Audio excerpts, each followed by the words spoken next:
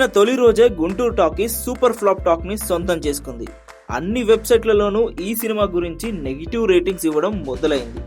దీనితో అంతా ఈ సినిమా అట్టర్ ఫ్లాప్ అని డిసైడ్ అయిపోయారు. అయితే ఇప్పుడు అందరి అంచనాలు తలకిందులు చేస్తూ గుంటూరు టాకీస్ బీభత్సమైన రన్ తో ఫుల్ కలెక్షన్స్ రాబడుతుంది.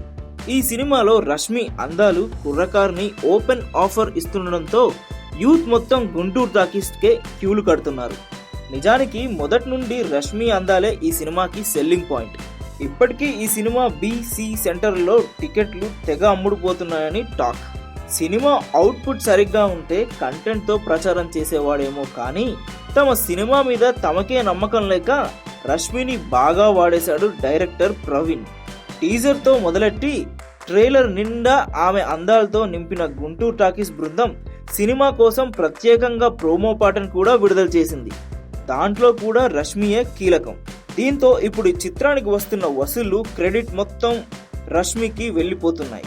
సో ఇక రానున్న కాలంలో రష్మికి నిర్మాతల నుండి చాలా అవకాశాలు రాబోతున్నాయన్నమాట.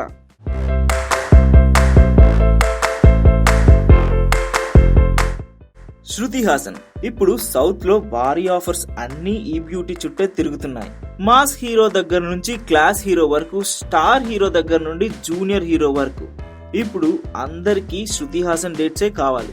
అయితే శృతికి ఇంత క్రేజ్ రావడానికి కారణం సౌత్ లో ఈమెకు పోటీ లేకపోవడమే. మొదట్లో శృతి కాజల్, తమన్నా లాంటి సీనియర్ హీరోయిన్ల దగ్గర నుండి పోటీ ఎదుర్కోవాల్సి వచ్చింది. అయితే ఇప్పుడు పరిస్థితి పూర్తిగా మారిపోయింది. ఇప్పుడు కాజల్, తమన్నా, ఇలియానా లాంటి హీరోయిన్లకి అవకాశాలు పూర్తిగా తగ్గిపోయాయి.